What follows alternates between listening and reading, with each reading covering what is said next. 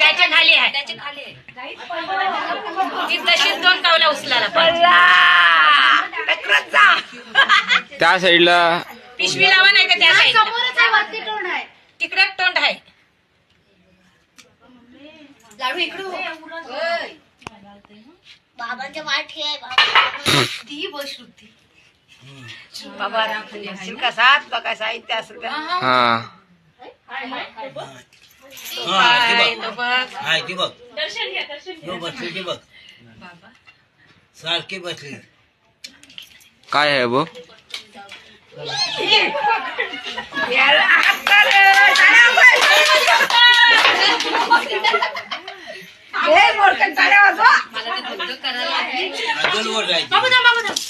आदल vote आहे.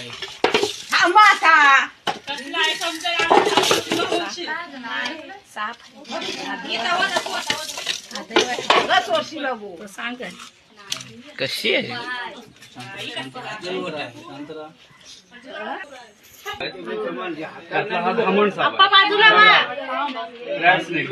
त्याची ओळख बघा काय, प्रत्येक सापाची ओळख वेगळी आहे. शेपटीकडे हे रेटिक्युलम आहे, जाळीदार नक्षी. ते जाळ लावतो ना आपण मच्छीसाठी, अशी जाळीदार नक्षी आहे. चेक्सचे शर्ट घालतात मुलं ना, चौकोनांचे. काय नाही सांगतो ही जाळीदार नक्षी. आणि हे जे तोंड आहे ना, तोंडावरती उभ्या रेषा आहेत जबड्यावरती बघा दिसतात, काळ्या कलरच्या, काळ्या रंगाच्या, त्या जोडलेल्या असतात. ठीक आहे, त्यानुसार हा धामण साप ओळखायचा. ठीक आहे, हे जर तुम्हाला ओळखता आली तर ठीक. पण एवढी खूण मोठी आहे. शेपटीवरती जाळीदार नक्षी आणि तोंडावरती उभ्या रेषा ज्या जोडलेल्या. धामण साप पूर्णतः बिनविषारी आहे. तुम्ही सगळ्यांनी हा वाचवला, सगळ्यांचं मनापासून आभार. त्याला पकडायची गरज नव्हती, त्याला इथे सोडला तरी चालेल. हा तुमचा प्रश्न.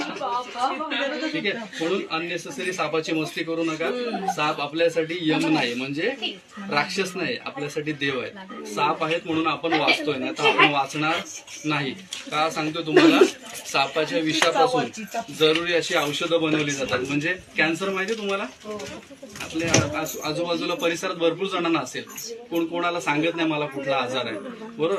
कॅन्सर, HIV, लेप्टोस्पायरोसिस असे जे जीवघेणे आजार आहे, ज्याच्यामध्ये जीव 100% जातो, त्या आजारांवरती जी औषधं माणूस खातो आणि बरा होतो, ते औषधं ह्या सापाच्या विषापासून बनवतात.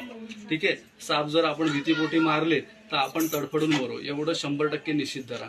म्हणून आपल्याला सापांना वाचवायचं. ठीक आहे, असं तर साप कुठल्याही प्रकारचा त्रास देणार नाही तुम्हाला. आता हा कवलाखाली बसलाय ना, हा निघून जाईल. हे कधी समजतं, जेव्हा हॉस्पिटलमध्ये माणूस असतो ना कॉटवरती इमर्जन्सी, तेव्हा समजतं. त्यानंतर आता तुम्हाला ही माहिती उपयोगी नाही पडणार, पण तुमच्यापैकी कोणाला सर्पदंश होईल ना, तेव्हा माहिती उपयोगी पडेल. लक्षात आलं? त्याच्यामुळे साप मारायच्या भानगडीत पडू नका. साप दिसला तर एक फोटो काढा आणि रेस्क्यूअरला पाठवा, तुम्हाला मदत मिळून जाईल. द्या पिशवी.